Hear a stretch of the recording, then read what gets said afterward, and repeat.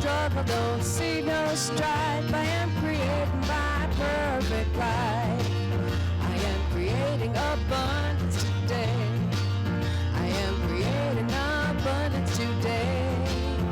I trust myself and I know the way. I am creating abundance today.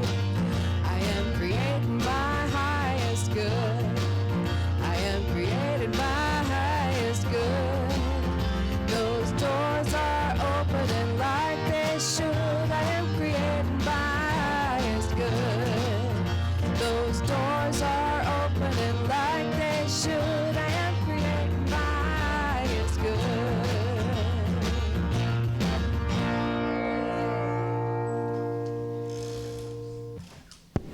There we go. Good morning, everybody. Good morning. Seems strange being up here. It's been so many months. So, my name is Donald Green, and on behalf of Reverend Donna Maurer and the Board of Trustees, it's my distinct pleasure of welcoming you all here today to the Sonoran Desert Center for Spiritual Living. Whoever you are and wherever you are in your spiritual path, here you'll be validated, supported, and encouraged to be all that you were meant to be.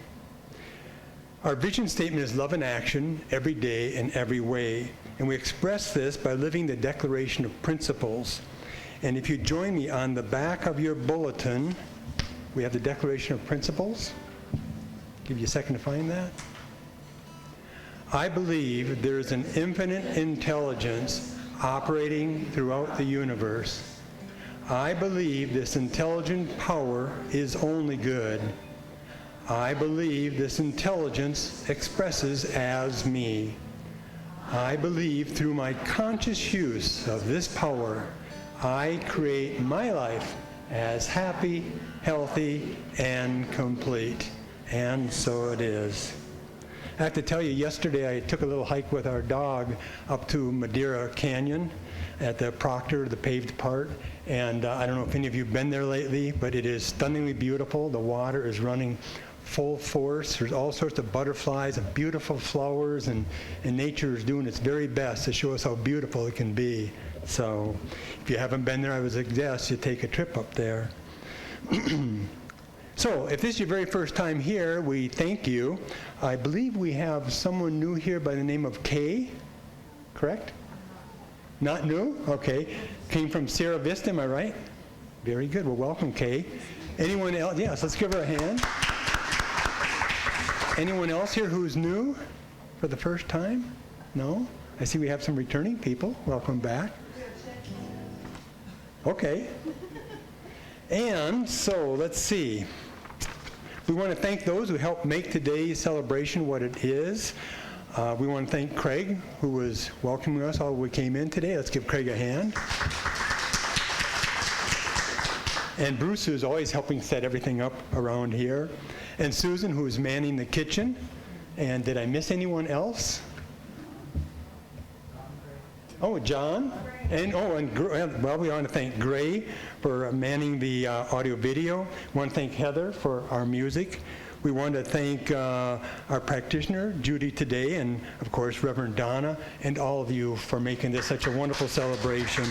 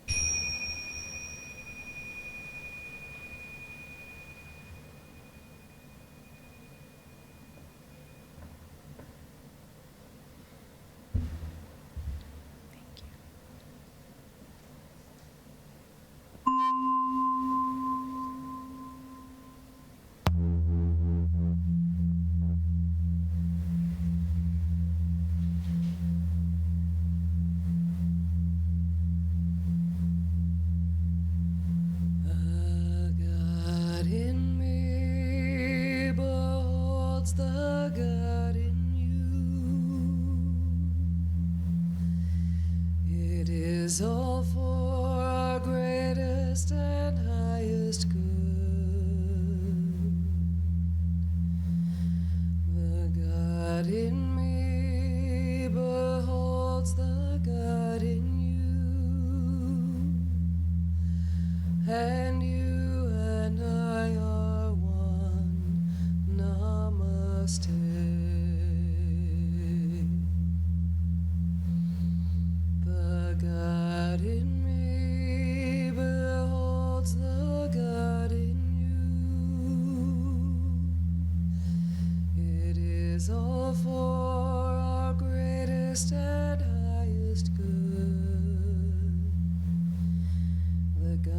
God in me beholds the God in you, and you and I are one. Namaste. Namaste.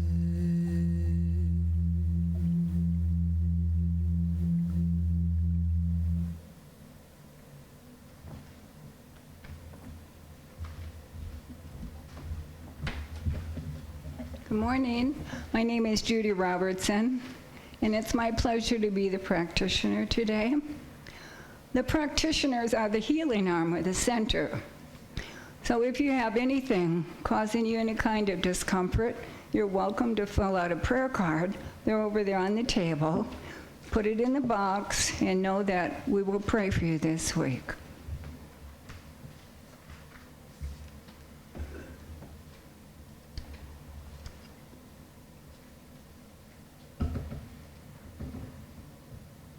Now, if you would care to get comfortable, close your eyes if you wish while I do the invocation. I allow myself to simply be.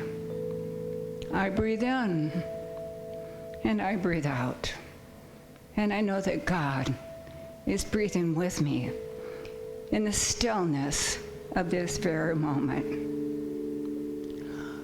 Now let us joyfully lean into God and let us know that we're always guided, we are protected, and all of our needs are always met. Wholeness and the perfection of life expresses in us as beauty, abundance, and the fulfillment of our highest good. Namaste. My talk today is about a miracle that happened this year to me. If it did not occur, I wouldn't be standing in front of you right now. I would be dust blowing in the wind. It all started the end of January. I allowed something to take away my peace. By the middle of February, I was not well. My health was deteriorating. I kept getting sicker and sicker. I came to the point I couldn't even hardly walk. I couldn't go to the grocery store. I couldn't do anything. But I had a couple of angels come into my life, Melinda and Peter. And Melinda, she did everything for me, and so did Peter. Melinda did all my shopping. She took me to the doctor. They brought me food. They organized people here at the center to bring me food. And also Chuck McClellan was a wonderful help. He lives next door. So finally, after I took on about 20 pounds of fluid the middle of March, I decided, Judy, I think it's time for you to go to your primary care physician. So of course Melinda took me, and he did an EKG, and he said, I'm calling an ambulance right now. You're going to the hospital.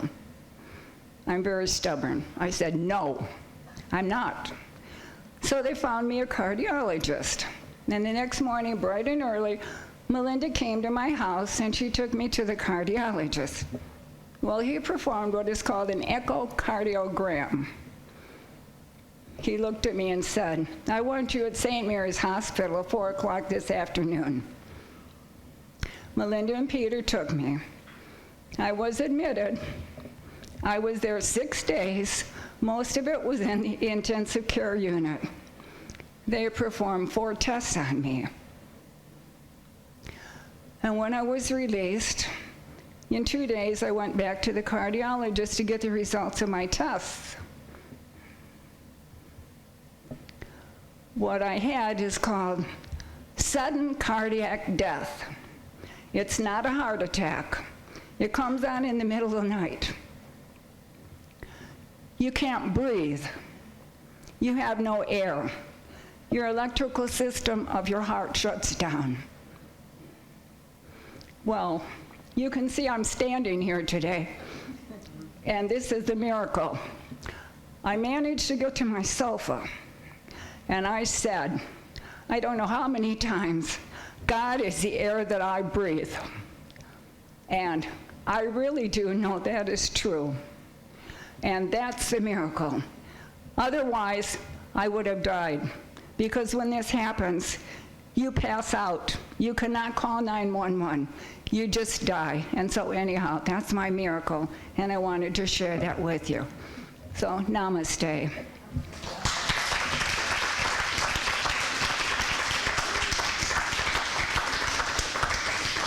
Thank you. Now I'm going to take this candle and hold the high watch. Thank you.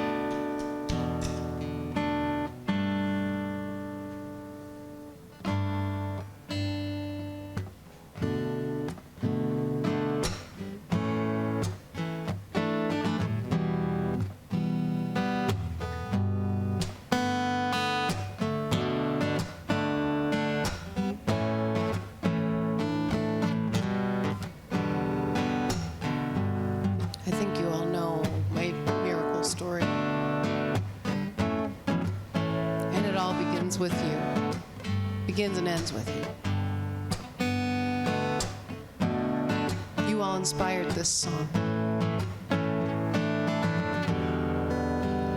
Looking forward, looking back, keeps your heart and mind in lack. A single-minded vision sets the heart free.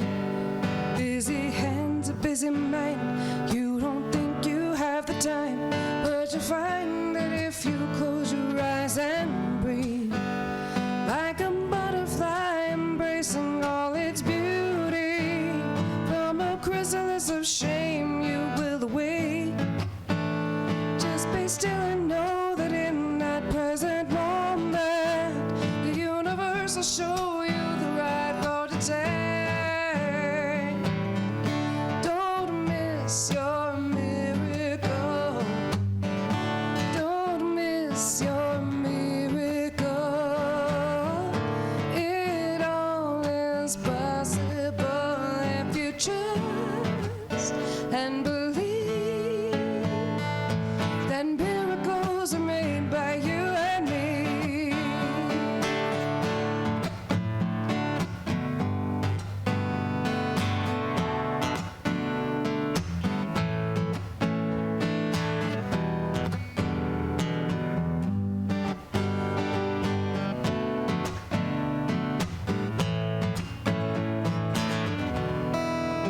Expect a greater good today.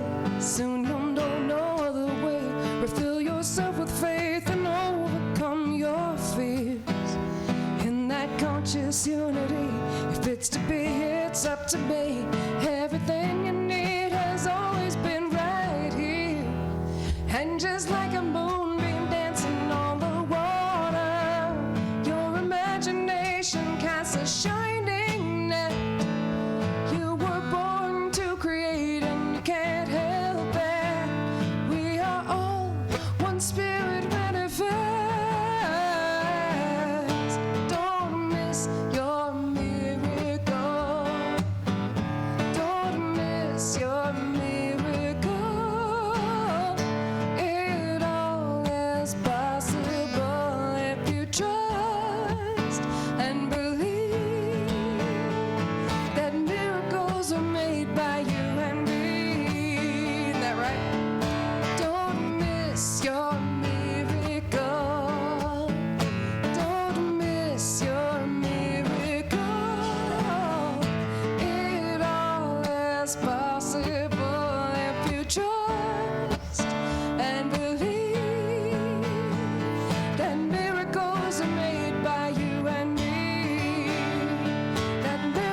miracles are made by you and me.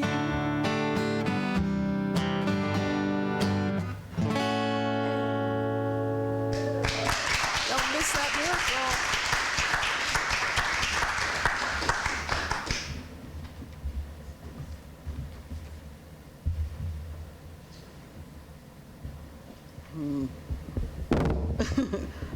Shut your ears for a minute. Okay, I think that'll work. Thank you, Heather. That is one of my favorite songs that you've written. I love it. Good morning. We're continuing our theme, the endless practice, with our topic this morning, miracles at our feet. Albert Einstein said that there are only two ways to live your life. One is as though nothing is a miracle. The other is as though everything is a miracle. And I want to be one of those who sees everything as a miracle. That's my goal. I don't always make it, but that's my goal. I think we stay close to those things that are sacred if we stand in awe at the creation all around us. I mean, look how incredibly lush and beautiful the ranch is. It's just, who knew that underneath that dry grass that we see all the time were seeds that were waiting for enough water so that they could sprout into these emerald green plants. Even if they are weeds, they're gorgeous, you know. So and like Dawn, John and I drove up to Madeira Canyon on Saturday, and we just wow, it was just absolutely incredible. Donna's right. If you haven't gone up there, just drive up and drive back. You don't have to stop and do anything. It's just amazing. In the 15 years that I've lived here, I have never seen it so lush. So there's a reason why it's called Green Valley. Well, the definition of a miracle is a surprising and welcome event that is not explicable by nature or scientific laws and is therefore considered to be the work of a divine agency. And I think that part of our endless practice is to learn to see those things that we have always considered mundane, everyday events, as miracles, as extraordinary events that are the result of divine power and presence that's the source of all creation. After all, if everything is God in form, then we can say that everything is the work of a divine agency. You know, it seems contradictory to think of preparing for surprises, but I think that's exactly part of our endless practice, exactly what we need to do if we're going to see those miraculous events that are part of our lives. You know, you've heard one of my favorite stories. I tell it quite often because I like it. It says, the student asked the master, is there anything I can do to make myself enlightened? The master answered, as little as you can do to make the sun rise in the morning. Then what use are the spiritual practices that you prescribe to make sure that you are not asleep when the sun rises? And that's really true. I mean, we have to, the truth is that miracles are all around us, but they are buried within the trivial and the mundane, just like those beautiful plants outside that were buried underneath the dry grasses. And the student who prepares for enlightenment will not become enlightened by his preparation, but his preparation uncovers the miracle of enlightenment that has always existed. And that's basically what we're doing. Our job as spiritual seekers is to uncover what we have piled on that is outside the realm of our true essence. And that's what the student needs to do by practicing his spiritual enlightenment. Buddhist monk and mystic Thich Nhat Hanh says, people usually consider walking on water or in thin air a miracle, but I think that the real miracle is not to walk either on water or in thin air, but to walk on earth. Every day we are engaged in a miracle which we don't even recognize. A blue sky, white clouds, green leaves, the black, curious eyes of a child, our own two eyes, everything is a miracle. And I want to consider, too, that coincidences, to look at coincidences as miracles. Because those little things, like when I think of somebody and they call within like 10 minutes of when I thought about them, or when quote that I was searching for several days shows up on the minister's listserv. And that's happened more than once to me. And I believe when we see the little things, the coincidences, as miracles, then we create more of them. My son calls them the little God giggles. So if we watch for the God giggles in our life, I know Rosie told me the other day that her music box that has been in her garage, closed, suddenly started playing. And she said, that can't happen. Well, it did. And I said, well, just think of it as a God giggle. The Spirit is telling you that I'm right with you and everything is fine. So we do have these God giggles, and so often we ignore them. We're each born with a conscious connection to our own sacredness, our own holiness. And we're each a part of the miracle of the Spirit expressing His life and creativity. Yet over time, life in a fast-paced society like we have lived in, that can disconnect us from our spiritual essence. I read an article by Dr. Rachel Naomi Remen, who's been a medical doctor for over 30 years. And she talks of a workshop that she went to with Joseph Campbell. And Joseph Campbell was showing the group pictures of the things that were sacred. And he showed a wonderful bronze statue of the god Shiva dancing. Now, Shiva is a Hindu god that brings expression into the world by dancing. He dances the world into expression and out of expression. But in this statue, he had one foot in the air and the other foot resting on the back of a little man who was crouched down in the dust, giving his full absorbed attention to something he was holding between his hands. And Rachel asked Joseph Campbell, well, what is that? And what is that little guy doing down there? And Campbell said, that's a little man who is so caught up in the material world that he does not notice that the living God is dancing on his back. So in our quest for material gain, for material comfort, perhaps we've been a bit like the little man in the Shiva statue. We've been absorbed in creating our own little world and have been unaware that the glory of God is all around us, and the surprising and welcome events known as miracles are forever dancing on our backs. And I think the more we see everything as a miracle, the closer we become to the spiritual essence of ourselves and all things. If we can see the little things like a flower opening or as a bird feeding its young, a magnificent sky at sunset, as miracles, then we are connected to those things in a way that we would not be if we just observed them as everyday or mundane. Einstein also said, a human being is part of a whole called by us the universe, a part limited in time and space. He experiences himself, his thoughts and feelings, as something separate from the rest, a kind of optical delusion of his consciousness. This delusion is a kind of prison for us, restricting us to our personal desires and to affection for a few persons nearest us. Our task must be to free ourselves from this prison by widening our circle of compassion to embrace all living creatures and the whole of nature in its beauty. And I think as we live as though everything is a miracle, we cannot help but widen our circle of compassion. We cannot help but embrace all living creatures and the whole of nature in its beauty, because we are now living life as something to savor and something to stand in awe of. Author and speaker Aman Matwami says, when we see beyond what we first see, we see God. And that is what it means to see the miracles at our feet. If we live as though nothing is a miracle, then we are stopping at what we first see. And in that space, we see our experiences and ourselves as separate and not a part of a greater connection. But when we choose to see everything as a miracle, we see beyond appearance. We see beyond what we first see and into the sacred. And from that space, both our life and our experiences take on a deeper meaning and a deeper connection.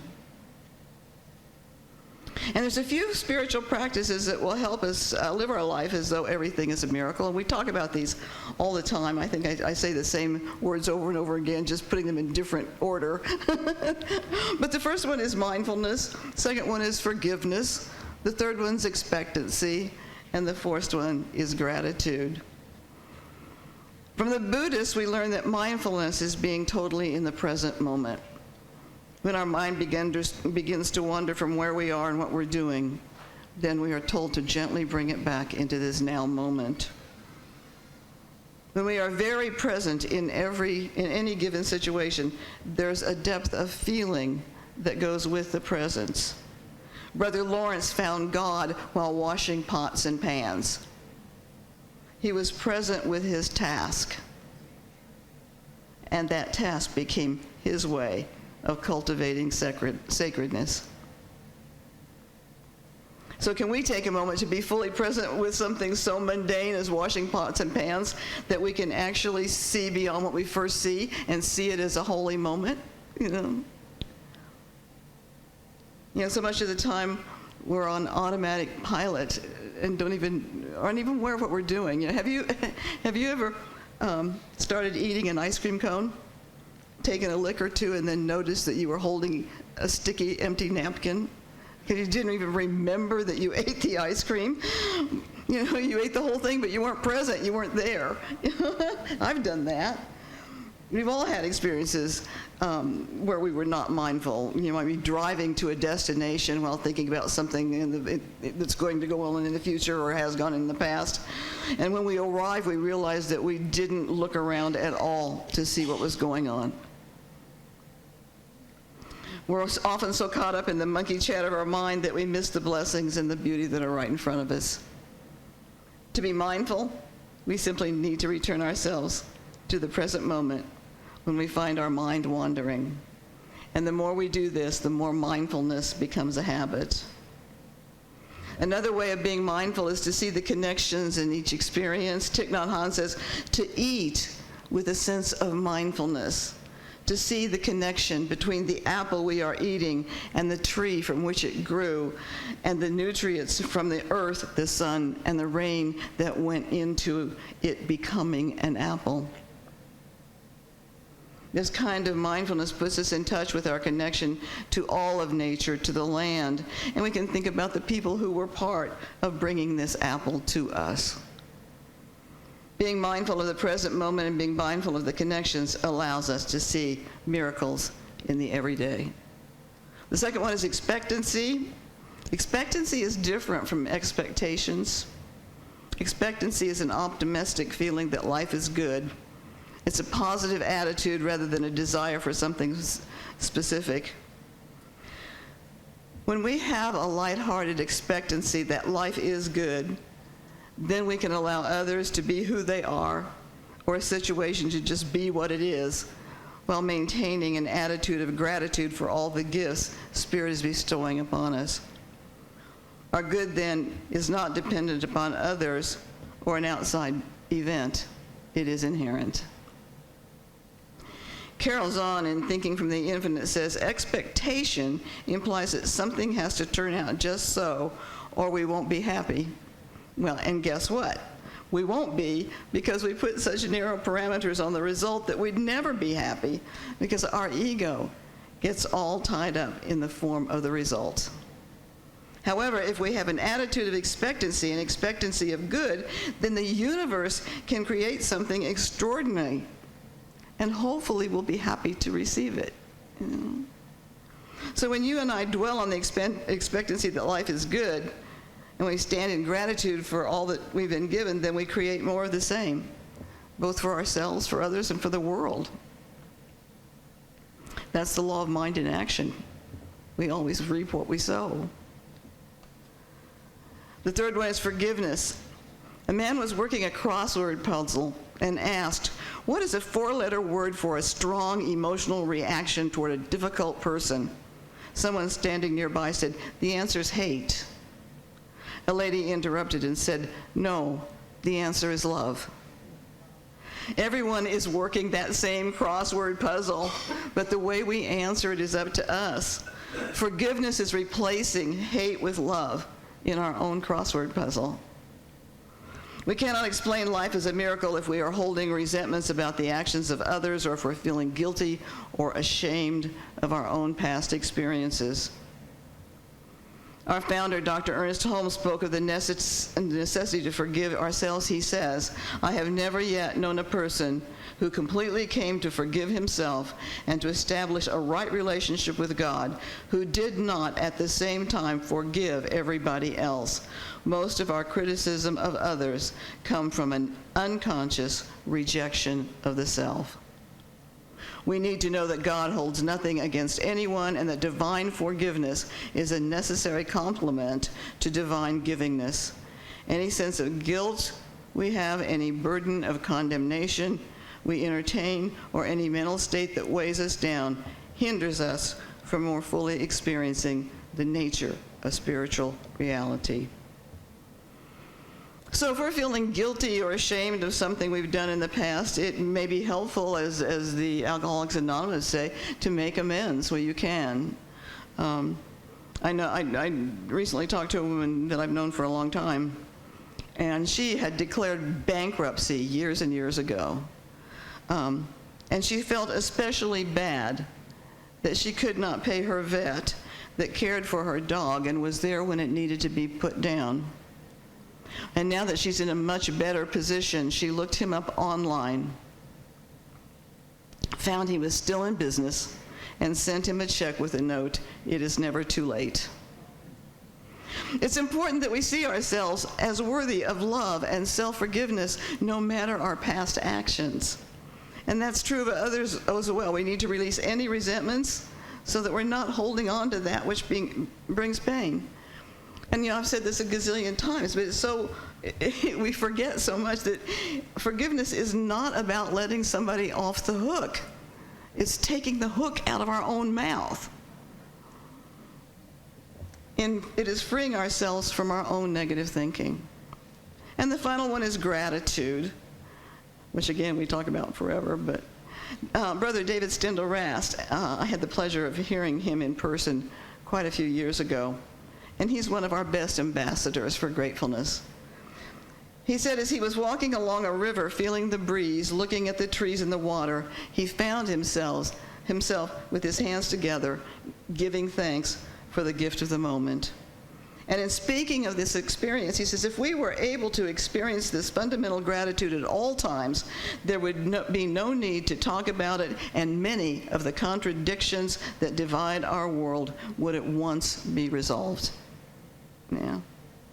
But in our present situation, talking about it might help at least to recognize this experience when it is granted to us, and give us courage to let ourselves down into the depth which gratitude opens up. Gratitude produces miracles because it brings us into closer connection with all of life. And whether it is the wind in the trees or a friend who calls, in each moment we can find something for which to be grateful. And that was one of your assignments a few weeks ago, right? And promotional speaker Dennis Waitley says, happiness cannot be traveled to, owned, earned, worn, or consumed.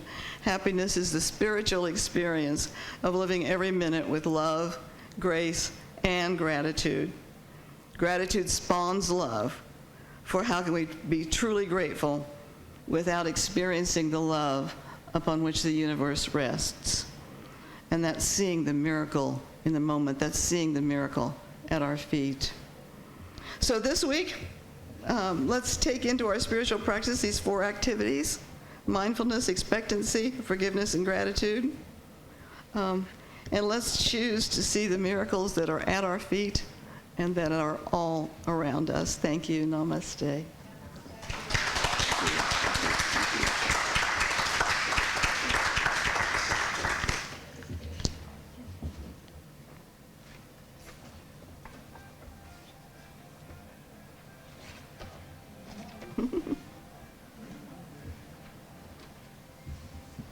That's okay. Perfect. It's like I have It's like I have Doc Severinsen playing me to my desk over here. Am I too young? Am I too young? Okay. Just making sure.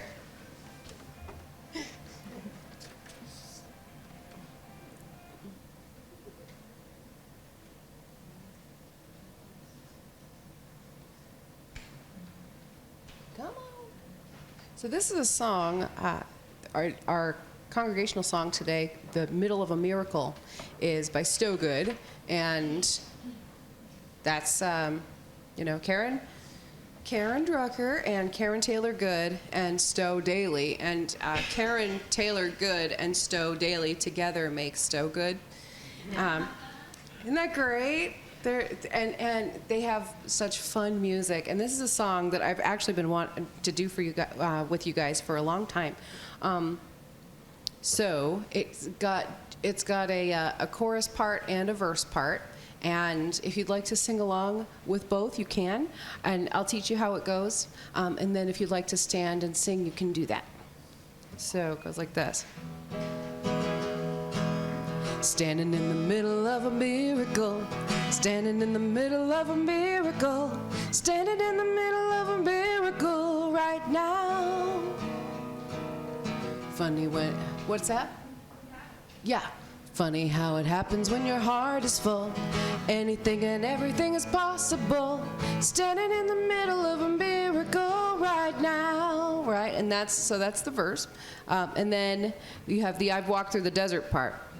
I have walked through the desert. I have cried through the night. Spent my life wearing blinders and could not see the light. Then one day I surrendered, and I fell to my knees. Heard a whisper, there's magic in everything you see. And we're standing in the middle of a miracle. Yeah, standing in the middle of a miracle. Standing in the middle of a miracle right now.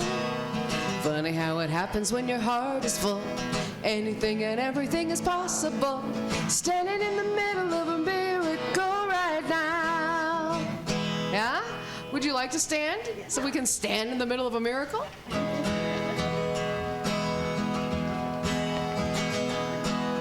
Standing in the middle of a miracle. Standing in the middle of a miracle. Standing in the middle of a miracle right now.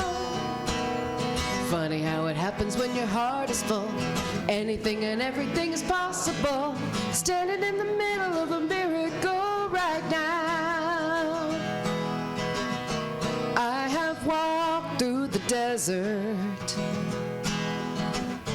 I have cried through the night. Spent my life wearing blinders and could not see the light. Then one day I surrendered, and I fell to my knees.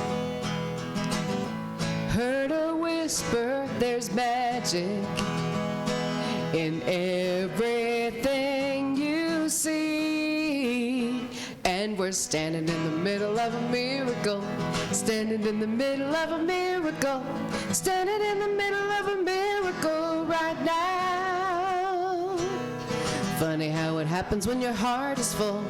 Anything and everything is possible. Standing in the middle of a miracle right now. We beg and plead like we're paupers, when in fact our lives are rich. It's like sitting in the darkness, not knowing there's a switch. And we're standing in the middle of a miracle.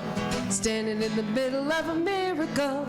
Standing in the middle of a miracle right now. Funny how it happens when your heart is full. Anything and everything is possible. Standing in the middle of a miracle right now. This sacred journey from life to death. This very moment, this very breath. Standing in the middle of a miracle. Standing in the middle of a miracle. Standing in the middle of a miracle right now. Funny how it happens when your heart is full. Anything and everything is possible. Standing in the middle of a miracle right now. And we're standing in the middle of a miracle right now. Perfect. And it's a perfect segue because, I asked you to keep track of all your gifts and make a list of the good things that happened to you. And John Lopez came to me this morning. He said, I have a miracle I want to share. So perfect segue.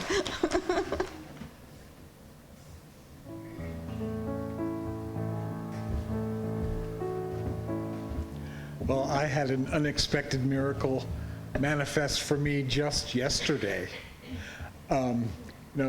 Those of us who are retired and no longer work, sometimes we depend on our monthly income, okay? And there's always a monthly income, so there's always abundance coming in. But sometimes the way the days of the month follow are different from the previous month. So sometimes the income will come in sooner, and sometimes it'll come in later, even though it's on the days that it's supposed to come in, okay? So for me this month, it was coming in later. So I experienced a bit of a cash flow issue. And I was a bit concerned because I thought, well, I don't know if I'm going to be able to go to the grocery store because I'm kind of operating on fumes right now. And I said, I don't know if I'll be able to make dinner for the next few days before the next money comes in, right? You following me? Yeah. Well, a miracle came to my feet just yesterday.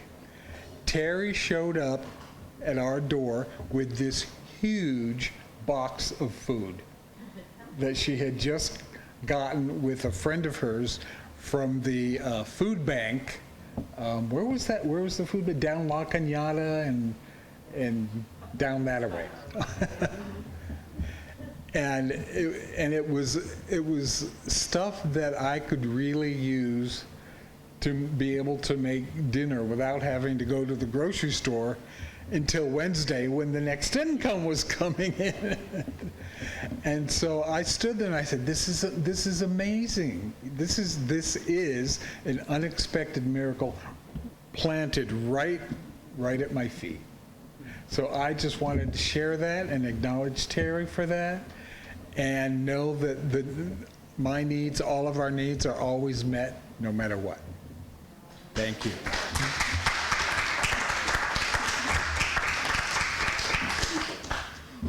Now, if anybody else has a story to share like that, please, let me know. Thank you, John. Okay, it's time for our offering and time to share the abundance of the universe. If you are watching on YouTube, there is a place to donate at the end of the, I don't know what you call it. At the end of the video. At the end of the video. So please join us too. Okay, so our affirmation. My gift goes forth to heal, prosper, and bless all that it touches. It is evidence of my conviction that God is the source and substance of my supply. I share generously of my good, knowing that it returns to me multiplied abundantly, and so it is.